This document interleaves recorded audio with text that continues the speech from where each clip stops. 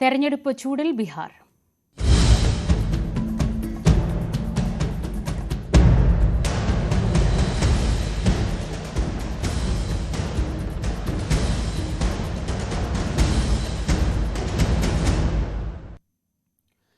മുഖ്യമന്ത്രി നിതീഷ് കുമാറിന്റെ നേതൃത്വത്തിൽ NDA ബീഹാറിൽ മുൻകാല തെരഞ്ഞെടുപ്പ് റെക്കോർഡുകൾ തകർക്കുന്ന പ്രകടനം കാഴ്ചവെക്കുന്ന പ്രധാനമന്ത്രി നരേന്ദ്രമോദി. ഇന്ത്യ ബ്ലോക്ക് ജാമ്യത്തിൽ പുറത്തിറങ്ങിയ ആളുകൾ നയിക്കുന്ന മുന്നണിയാണെന്നും നരേന്ദ്രമോദി പരിഹസിച്ചു. ബീഹാറിനെ ജംഗൽ രാജ് ആക്കാൻ അനുവദിക്കരുതെന്നും സമസ്തിപൂരിൽ നടന്ന റാലിയിൽ പ്രധാനമന്ത്രി മോദി വോട്ടർമാരോട് ആവശ്യപ്പെട്ടു. अक्टूबर महीना ही था जब बिहार ने जंगल राज से मुक्ति पाई थी. नीतीश जी के नेतृत्व में NDA का सुशासन शुरू हुआ था, लेकिन उस दौर में 10 साल तक केंद्र में कांग्रेस आरजेडी की सरकार रही. कांग्रेस आरजेडी ने नीतीश जी के सामने भांति भांति के रोड़े अटकाए. बिहार का नुकसान करने में दिल्ली में बैठी हुई कांग्रेस और आरजेडी की सरकार ने 10 साल तक कोई कमी नहीं रखी थी. आरजेडी बिहार के आप लोगों से बदला लेती रही कि आपने नीतीश जी को वोट क्यों दिया, नीतीश जी की सरकार क्यों बनाई. हालात तो ये थी कि ये आरजेडी वाले कांग्रेस को आए दिन धमकाते थे, धमकी देते थे कि अगर बिहार में आपने नीतीश जी की एक भी बात मानी, भाजपा NDA की एक भी बात मानी, बिहार में अगर कोई प्रोजेक्ट दिया तो फिर आरजेडी कांग्रेस का समर्थन तोड़ देगी और सरकार गिर जाए, ऐसे डराते थे.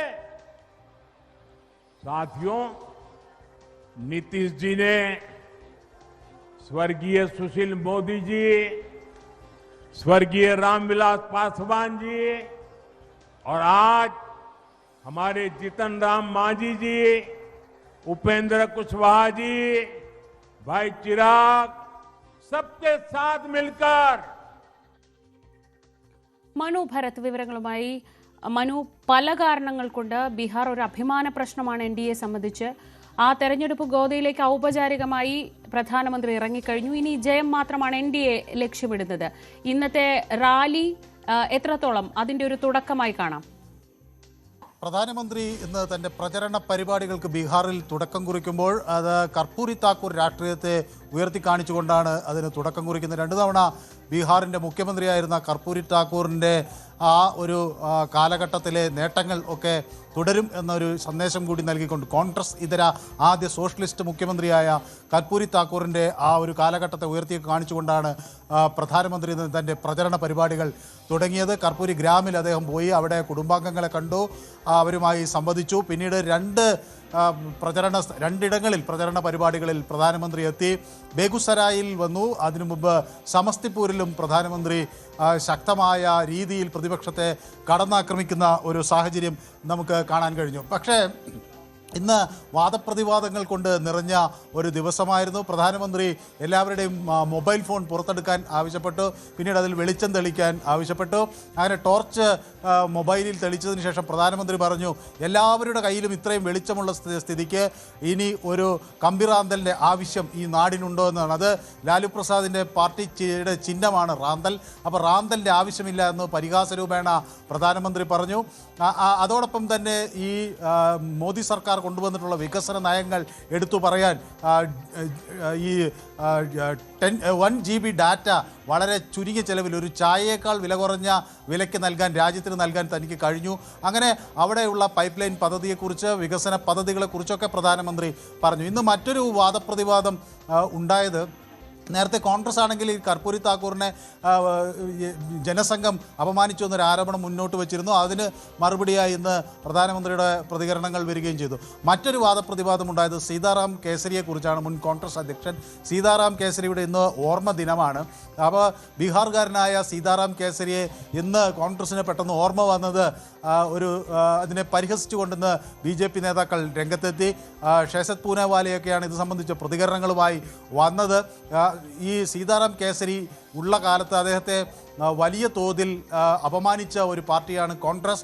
ഇന്ന് ബീഹാറിൽ ഒരു തെരഞ്ഞെടുപ്പ് നടക്കുമ്പോൾ അവിടുത്തെ ഒരു നേതാവിൻ്റെ പെട്ടെന്ന് അനുസ്മരിക്കുന്നു. സോണിയാഗാന്ധിക്ക് വേണ്ടി അദ്ദേഹത്തിൻ്റെ ധോത്തി വരെ കീറുകയും ചെയ്തിട്ടുള്ള, അദ്ദേഹത്തെ കടന്നാക്രമിക്കുകയും ധോത്തി കീറുകയും ഒക്കെ ചെയ്തിട്ടുള്ള ഒരു പാർട്ടിയാണ് കോൺഗ്രസ്. ഇന്ന് ഓർമ്മ ദിനത്തിൽ അദ്ദേഹത്തെ ഓർമ്മിക്കുന്നത് BJP ഈ ബീഹാർ തെരഞ്ഞെടുപ്പെ മുന്നിൽ കണ്ടുകൊണ്ട് മാത്രമാണ് എന്ന് BJP ആരോപിക്കുകയും ചെയ്യുന്നു. അങ്ങനെ വാദപ്രതിവാദങ്ങളുടെ ഒരു വലിയ നിര.